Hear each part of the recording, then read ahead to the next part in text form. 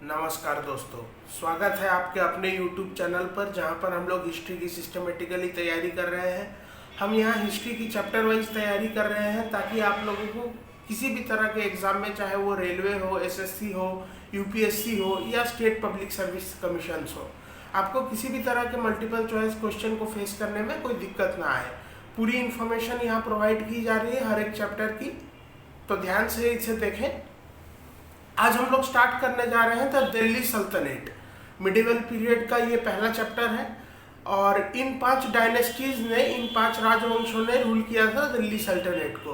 पहला है slave dynasty या गुलाम वंश, जो है जिसका टाइम पीरियड 1206 से लेकर 1290 एडी तक है। फिर है खिलजी राजवंश, जिसका टाइम पीरियड 1290 से 1320 एडी है। फिर है तुगलक राजवंश, जिसका टाइम पीरियड 1320 से 1414 एडी है। फिर है सैयद डायनेस्टी या सैयद राजवंश, जिसका टाइम पीरियड है 1414 से लेकर 1451 एडी तक। और लास्ट में आता है लोधी डायनेस्टी, जिसका टाइम पीरियड है 1451 से लेकर 1526 तक। तो आज हम लोग स्टार्ट करने जा रहे हैं स्लेव डायनेस्टी या गुलाम वंश को। पूरी डिटेल्स देखेंगे इस डायनेस्टी की। सारी इंफॉर्मेशन को मैंने इस वीडियो में कलेक्ट करके कॉम्पैक्ट तरह से पेश किया है और आप इसे देख सकते हैं। तो स्टार्ट करते हैं गुलाम वंश या स्लेव डायनेस्टी। ओके, तो द स्लेव डायनेस्टी, स्लेव का मतलब होता है गुलाम। तो इस डायनेस्टी को हम लोग मामलुक डायनेस्टी या इल्बरी डायनेस्टी भी बोलते हैं। This dynasty is also known as Mamluk dynasty and Ilbari dynasty. याद रख ले, क्योंकि क्वेश्चन हो सकता है आपसे घुमा के पूछे, स्लेव डायनेस्टी के जगह पर इल्बरी डायनेस्टी पूछ दे, तो आपको कोई दिक्कत नहीं आनी चाहिए, क्योंकि स्लेव डायनेस्टी यानी गुलाम वंश को ही मामलुक वंश या इल्बरी वंश भी बोला जाता है। इसे ये समझ ले कि इसे स्लेव डायनेस्टी या गुलाम वंश क्यों बोला जाता है। 3 एमिनेंट रूलर्स वेर स्लेव्स, मतलब जो 3 इसके महान राजा थे, रूलर्स थे, वो एक दूसरे के गुलाम थे, किसी न किसी के गुलाम थे। जैसे Qutubuddin Aibak was the slave of Mohammad Ghori, Qutubuddin Aibak Mohammad Ghori का गुलाम था। Iltutmish was the slave of Qutubuddin Aibak, Iltutmish Qutubuddin Aibak का गुलाम था। Balban was the slave of Iltutmish, Balban जो था वो इल्तुतमिश का गुलाम था। अब आते हैं इसके फाउंडर पे, कुतुबुद्दीन ऐबक। इनका कार्यकाल है 1206 से लेकर 1210 एडी तक। He was the founder of Delhi Sultanat, ये इसके संस्थापक थे दिल्ली सल्तनत के। He was a Turk of the Aibak tribe which means lord of the moon. ये एक तुर्क थे, यानी टर्की में इनका रूट्स था, इनके जड़ टर्की जो मॉडर्न डे टर्की है वहां पे थे। और इनका जो वंश था, ट्राइब था इनका जो, वो था ऐबक। ऐबक का मतलब होता है लॉर्ड ऑफ द मून, चांद के मालिक। हिज कैपिटल वॉज लाहौर, इनकी कैपिटल लाहौर थी, दिल्ली नहीं थी। तो कभी कभी इन्हें रियल फाउंडर ऑफ दिल्ली सल्तनत भी नहीं बोला जाता है, उसे हम लोग देखेंगे जब हम लोग इल्तुतमिश के बारे में पढ़ेंगे। उन्हें क्यों रियल फाउंडर ऑफ दिल्ली सल्तनत बोला जाता है ये हम देखेंगे। लेकिन अगर आपसे एग्जाम में ये पूछता है कि who was the founder of Delhi सल्तनत, तो आप वहां कुतुबुद्दीन ऐबक पे टिक लगाएंगे। But his capital was Lahore. He was also known as lakh Bakhsh, the giver of lakhs. इन्हें लाख बख्श भी कहा जाता था, क्योंकि ये लाखों की संपत्ति अपने प्रजा में दान करते थे। द गिवर ऑफ लाख्स यानी लाख बख्श, लाखों का देने वाला।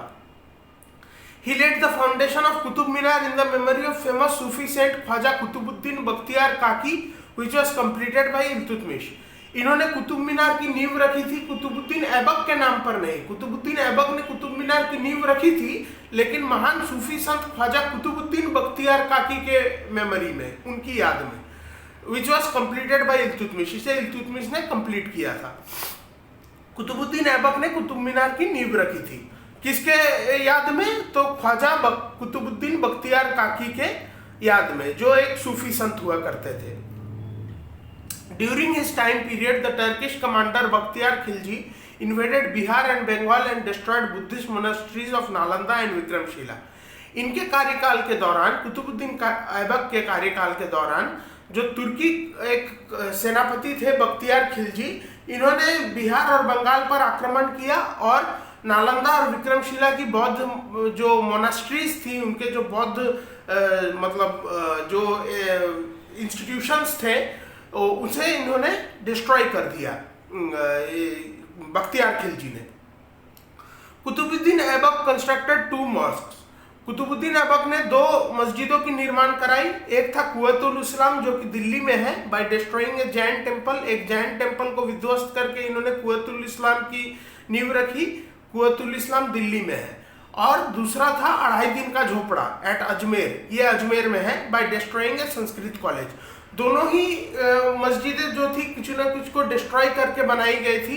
कुव्वतुल इस्लाम जो कि दिल्ली में है, ये एक जैन मंदिर को डिस्ट्रॉय करके बनाई गई थी, और 2.5 दिन का झोपड़ा जो कि अजमेर में है, ये एक संस्कृत कॉलेज को डिस्ट्रॉय करके बनाई गई थी। Qutubuddin Aibak died in 1210 while playing chaugan. Qutubuddin Aibak की मृत्यु हो जाती है 1210 में व्हाइल प्लेइंग चौगान। चौगान पोलो को कहते हैं, जो खेल होता है ना घोड़ों के पीठ पे बैठ के हॉकी की तरह वो जो गेम होता है उसे चौगान कहते हैं। चौगान का मतलब ही पोलो है। तो चौगान खेलते खेलते कुतुबुद्दीन ऐबक घोड़े से गिर जाते हैं और इनकी मृत्यु हो जाती है। After Qutubuddin Aibak his adopted son Aram Shah descended the throne, but since he was incompetent Iltutmish who was posted in Badaun took over. तो कुतुबुद्दीन के अपने कोई संतान नहीं थे, तो कुतुबुद्दीन ऐबक की मौत के बाद इनके जो एडॉप्टेड सन थे आराम शाह, उन्होंने मतलब दत्तक पुत्र जो थे जिन्हें कुतुबुद्दीन ऐबक ने दत्तक लिया था, तो उन्होंने सिंहासन पे बैठे वो आराम शाह, लेकिन वो राजा बनने के योग्य नहीं थे, इनकम्पिटेंट थे, उन्हें राजकाज ठीक से आता नहीं था। तो इल्तुतमिश जो थे वो बदायूं में पोस्टेड थे एज गवर्नर, तो उन्होंने शासन अपने हाथ में ले ली। अब आते हैं हम इल्तुतमिश पर। इल्तुतमिश का कार्यकाल है 1210 से लेकर 1236 AD। He was the real founder of Delhi sultanate. His capital was Delhi. जैसा कि मैंने कहा इनका कैपिटल दिल्ली में था, तो इन्हें ही रियल फाउंडर ऑफ दिल्ली सल्तनत बोला जाता है इल्तुतमिश को, क्योंकि इनका कैपिटल दिल्ली में था। कुतुबुद्दीन ऐबक का कैपिटल तो लाहौर में था, तो इल्तुतमिश का कैपिटल चूंकि दिल्ली में था तो इन्हें रियल फाउंडर ऑफ दिल्ली सल्तनत बोला जाता है। अच्छा, दिल्ली की नींव किसने रखी थी दिल्ली शहर की? तो Delhi was founded by Anangpal Tomar in 8th century AD। Anangpal Tomar जो कि तोमर वंश के राजा थे, ये एक राजपूत वंश था। तो 8th century AD में दिल्ली को अनंगपाल तोमर ने दिल्ली की नींव रखी थी। Its previous name was Dhillika, इसे उस समय दिल्ली का कहते थे। Mongols made their first appearance in India in the time period of Iltutmish. तो मंगोल जो थे, जो मंगोलिया के जो लड़ाके थे, जो वहाँ के फाइटर्स थे, जो चंगेज खान आपने नाम सुना होगा, तो चंगेज खान इनके ही लीडर थे मंगोल्स के। तो मंगोल्स सबसे पहली बार भारत में इल्तुतमिश के समय में आते हैं। Khiva was attacked by Genghis Khan around 1221। Khiva जो कि उज्बेकिस्तान में है, तो इसे चंगेज खान ने अटैक किया था 1221 में। Its ruler Khwarizm Shah move towards Europe to save his life.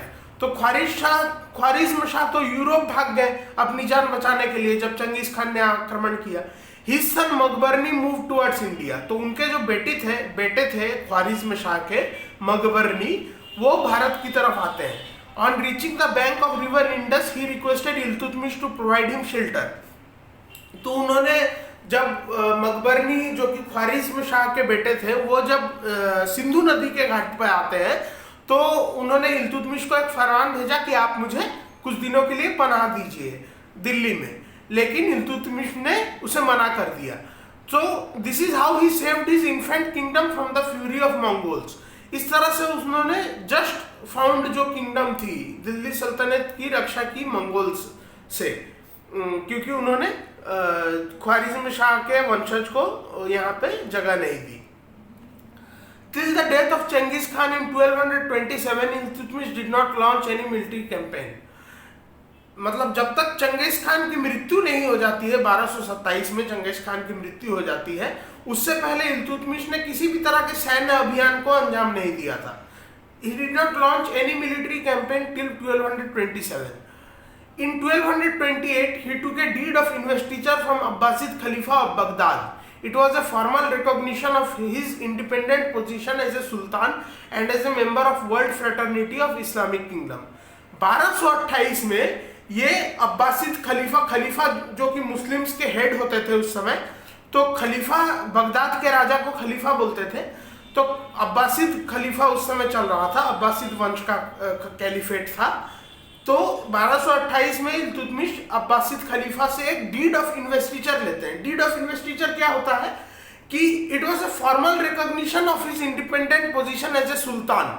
ये एक रिकॉग्निशन था, एक जानकारी थी, एक मान्यता थी कि अब से इल्तुतमिश एक इंडिपेंडेंट सुल्तान है, and as a member of world fraternity of Islamic kingdom. एवं जो इस्लामिक किंगडम की पूरे दुनिया में जो एक ब्रदरहुड थी, एक फ्रेटर्निटी थी, उसके ये मेंबर हो गए। ये एक मान्यता थी डीड ऑफ इन्वेस्टिचर जो था।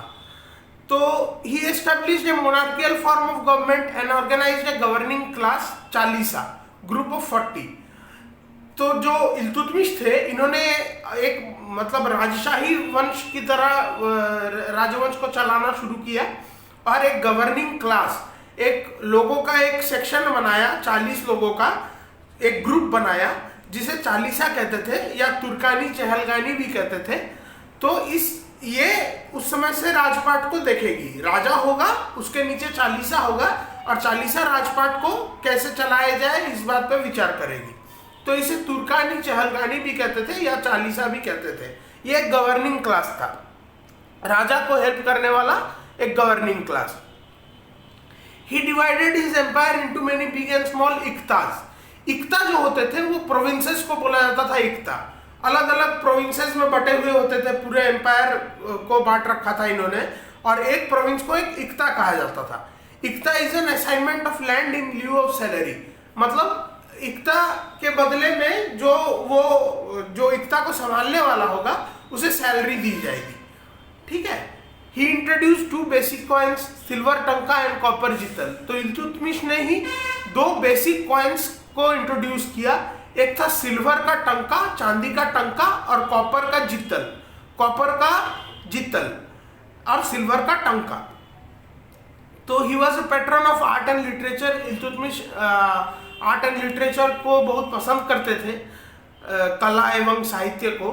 The great scholar Minhaj us Siraj was in his court who wrote Tabaqat-i-Nasiri which contains information about the administration of Iltutmish। तो जो महान एक विद्वान थे मिन्हाज-उस-सिराज, जिन्होंने तबाकत-इ-नासिरी लिखी है। तो इस किताब का नाम आप लोग याद कर लें, क्योंकि पूछा जाता है एग्जाम्स में। मिन्हाज-उस-सिराज ने तबाकत-इ-नासिरी लिखी है। तबाकत-इ-नासिरी में इल्तुतमिश के एडमिनिस्ट्रेशन के बारे में, उनके राज कार्य को वो किस तरह से चलाते थे उस बारे में इंफॉर्मेशन दी हुई है। After the death of Iltutmish, his eldest son Rukunuddin Firoz was made ruler who was incompetent।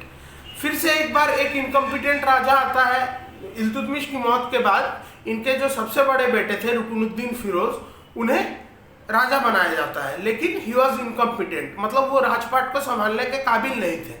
इसलिए रजिया जो इल्तुतमिश की बेटी थी, इनका कार्यकाल था 1236 से 1240। तो Razia was the daughter of Iltutmish, वो इल्तुतमिश की बेटी थी। She was the first and last women Muslim ruler. ये याद रख लें, इनके पहले या इनके बाद कभी भी कोई औरत, कोई नारी कभी मुस्लिम रूलर नहीं बनी। She is the first and last women Muslim ruler. The people of Delhi had for the first time decided A succession issue on their own initiative. ऐसा पहली बार हुआ था कि दिल्ली के लोगों ने अपने मतलब बलबूते पर, अपने इनिशिएटिव लेकर उन्होंने कौन राजा होगा, या इस केस में कहें कि कौन राज कार्य को संभालेगी, उसकी डिसीजन ली थी। She discarded purdah and began to adorn male attire. तो उन्होंने पर्दा को त्याग दिया, जो कि एक बहुत ही इंपॉर्टेंट मुस्लिम परंपरा होती थी औरतों के लिए। उसने पर्दा को त्याग दिया रजिया ने, and began to adorn male attire, और मर्दों जैसे कपड़े पहनने लगी। She also rode out in public on the back of an elephant। वो पब्लिक के बीच में हाथी पे सवार होकर भी जाती थी। These were great offenses to the orthodox Muslims। तो जो कट्टरपंथी मुसलमान थे, जो राजकार्य में लिप्त थे, तो उनके लिए ये एक बहुत बड़ा अन्याय था कि कोई महिला हाथी के पीठ पर सवार होकर पब्लिक में जाएगी या बिना पर्दा के जाएगी बाहर। तो another serious complaint against her was the promotion of Yakut, an Abyssinian slave, to Amiri Akhur. तो एक और, ये तो कंप्लेंट थे ही रजिया के अगेंस्ट में, एक और सीरियस कंप्लेंट उनके अगेंस्ट में ये थी उनके खिलाफ कि याकूत जो कि एक हबसी गुलाम था, एबिसियन स्लेव, एबिसिया एक जगह है अफ्रीका में, तो अफ्रीकन गुलाम थे ये याकूत। तो याकूत को अमीरी आखूर का जगह दे दिया गया था, यानी अस्तबलों का मालिक इन्हें बना दिया गया था, मास्टर ऑफ स्टेबल्स। ये भी एक बहुत बड़ा अन्याय था मुसलमान ऑर्थोडॉक्स जो कट्टरपंथी मुस्लिम थे उनके नजरों में। अल्तुनिया सूबेदार of Bathinda revolted against Razia and defeated and married हर। उसके बाद क्या होता है कि जो सूबेदार रहते हैं भटिंडा के, अल्तुनिया, वो विद्रोह करते हैं रजिया के खिलाफ, उन्हें हरा देते हैं, बाद में उनसे शादी कर लेते हैं। तो इस बीच क्या होता है, meanwhile the Chalisa killed Yakut and gave the throne to Bahram Shah. तो चालीसा ने इस बीच याकूत की हत्या कर दी और जो सिंहासन था वो बहराम शाह को दे दिया। Altunia and Razia were defeated by Bahram Shah, and when they were resting in a jungle in Kaithal, they were killed by Hindu dacoits. Altunia और रजिया को बहराम शाह ने हरा दिया युद्ध में, और जब वो विश्राम ले रहे थे कैथल नाम के एक जगह में जो हरियाणा में है, तो कैथल के जंगलों में जब वो विश्राम ले रहे थे तो हिंदू डाकुओं ने उनकी हत्या कर दी, अल्तुनिया और रजिया की। Bahram Shah was a puppet in the hands of Chalisa and was finally killed by them. तो बहराम शाह ये जो थे ये कठपुतली शासक थे, ये कठपुतली थे चालीसा के हाथों में, और बाद में चालीसा ने इनकी हत्या भी कर दी। इनका कार्यकाल रहा 1240 से 1242। Masud Shah was made the next ruler and was finally killed by Chalisa. इसके बाद मसूद शाह को नया राजा बनाया जाता है, लेकिन फाइनली उसकी भी हत्या कर दी जाती है चालीसा के द्वारा। इनका कार्यकाल था 1242 से 1246। फिर आते हैं Nasiruddin Mahmud, the son of Iltutmish was the next ruler. ये एक बेटे थे इल्तुतमिश के। सबसे बड़े बेटे को तो हमने देख लिया कि वो नाकाबिल थे, तो उन्हें उनके जगह पर रजिया बन गई सुल्ताना। लेकिन नसीरुद्दीन महमूद का कार्यकाल था 1246 से 1265। तो ये इल्तुतमिश के एक और बेटे थे। He adopted the attitude of complete surrender towards Chalisa. इन्होंने चालीसा के हाथ में अपने आप को पूरी तरह से सौंप दिया कि भाई तुम जो बोलो वो सही, तुम जो बोलो वो गलत। Nasiruddin Mahmud was a puppet in the hands of Chalisa. Nasiruddin Mahmud बिल्कुल कठपुतली की तरह थे चालीसा के हाथों में। He was a religious and kind ruler and hence was known as darvesh in Indian history. लेकिन नसीरुद्दीन महमूद बहुत ही दयालु और बहुत ही धार्मिक राजा थे, और इसीलिए उन्हें दरवेश भी बोला जाता है भारतीय इतिहास में। दरवेश राजा नसीरुद्दीन महमूद को बोला जाता है। He earned his livelihood by writing the couplets of Quran. तो इनकी जो जीविका चलती थी वो कुरान के दोहों को लिख लिख करके चलती थी। He was the son in law of Balban who was the leading man of Chalisa. ये इल्तुतमिश के बेटे थे नसीरुद्दीन महमूद, और बलबन के दामाद थे। बलबन कौन था? बलबन चालीसा का हेड, आप एक तरह से कह सकते हैं कि चालीसा का हेड था बलबन, तो leading man of the Chalisa. अब आते हैं बलबन के कार्यकाल पे। बलबन का कार्यकाल है 1265 से लेकर 1287 एडी तक।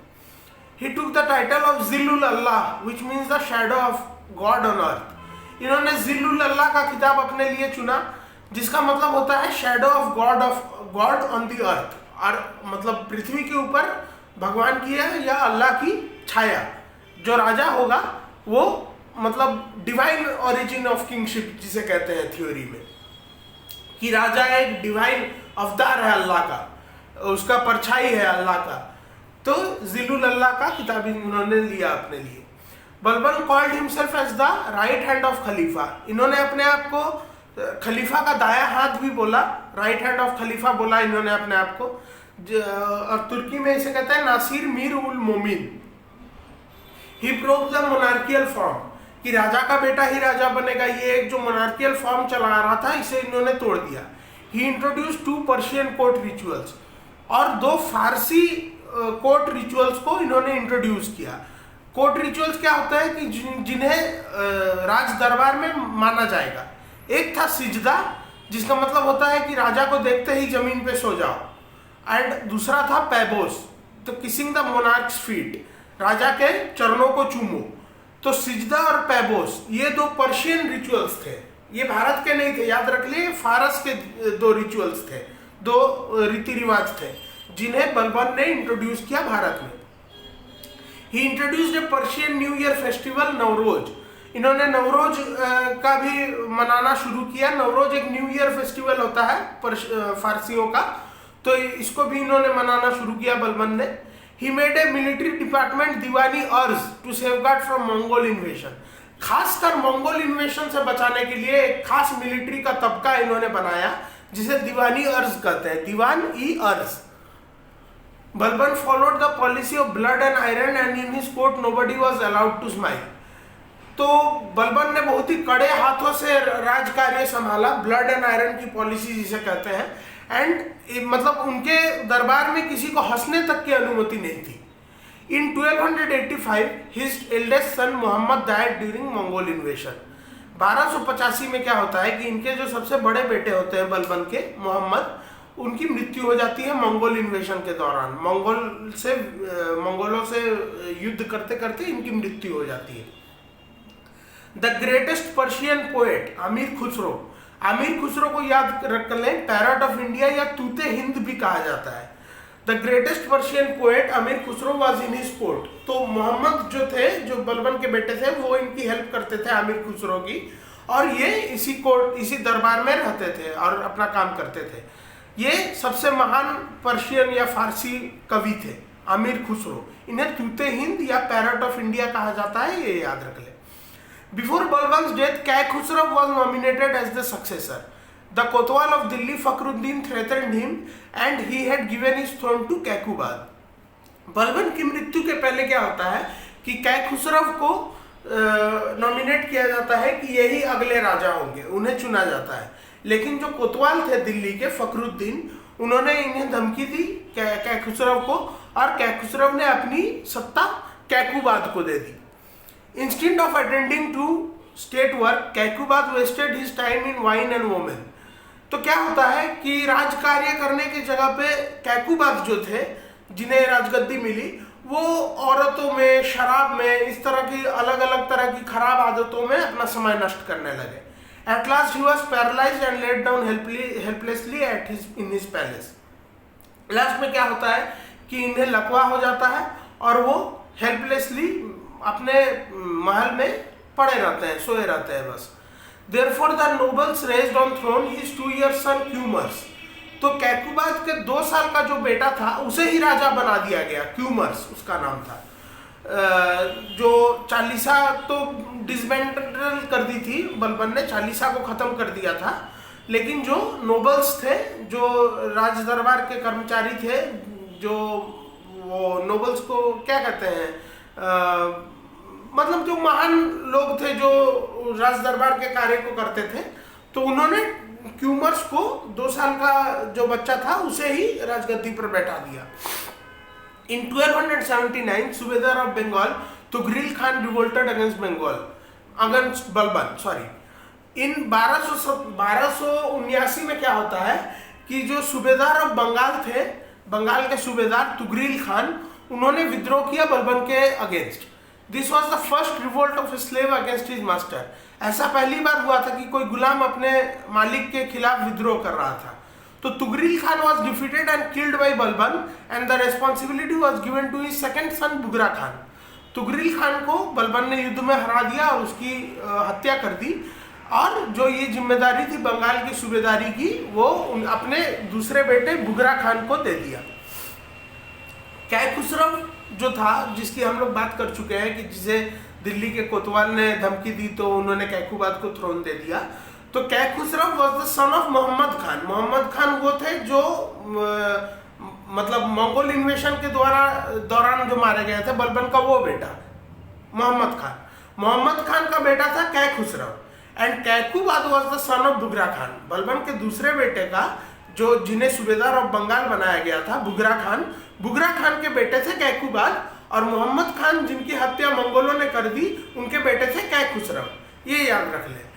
Ultimately Jalaluddin Khilji, commander in cheap and सूबेदार ऑफ बुलंदशहर, जलालुद्दीन खिलजी आते हैं सिंध में, और ये थे कमांडर इन चीफ, मतलब सैन्य अधिपति थे, और सूबेदार थे बुलंदशहर के। इन्होंने क्यूमर्स और कैक्यूबाद की हत्या कर दी और राजगद्दी को कब्जा लिया।